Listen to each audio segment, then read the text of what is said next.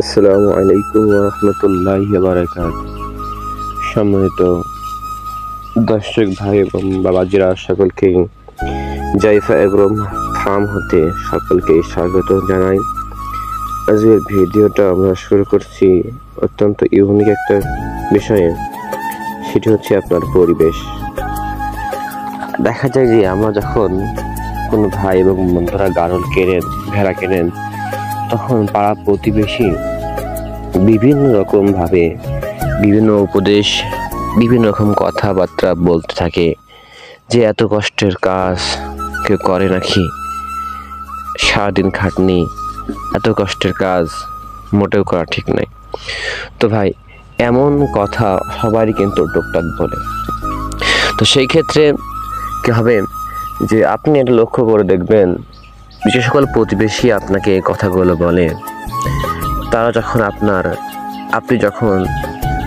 যখন দুঃখের সময় ছিল, তখন কিন্তু আপনার খোঁজ খবর কেউ নেয়নি বা নেবেও না। যখন আপনার কাছে টাকা পয়সা থাকবে, তখন কিন্তু আপনার খোঁজ খবর সবাই নেবে।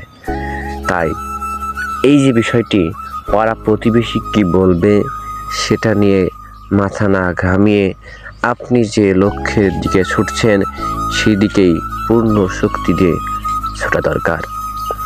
তাই আমি সকলকেই উদাত্ত আহ্বান জানাবো, ভাই, আগে আপনি নিজে প্রতিষ্ঠা হন, তারপর দেখবেন যে আপনার পাড়া প্রতিবেশী সকলেই কিন্তু আপনার খোঁজ খবর নেবে। সম্মানিত ভাইরা, দেখছেন আমার ভেড়াগুলো আজকে কত সুন্দর খাওয়া দাওয়া করছে। এমনও হয় অনেকেরই, কারোর বাপ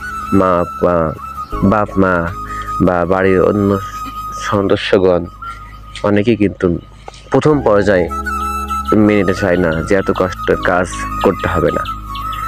যখনই আপনার ভেড়াগুলোর বাচ্চা হবে বা ওর থেকে আপনি কিছু বেনিফিট পাবেন, তখন কিন্তু সকলেই আপনার ওই পশুগুলোকে ভালোবাসবে। আমার ক্ষেত্রেও ঠিক এমনই হয়েছিল, প্রথম পর্যায়ে আমারও হয়েছিল। তাই সকলকে বলবো যে ভাই এবং বন্ধুরা, বেশি বেশি করে গাড়ল চাষ করুন। আসসালামু আলাইকুম ওয়া রাহমাতুল্লাহ।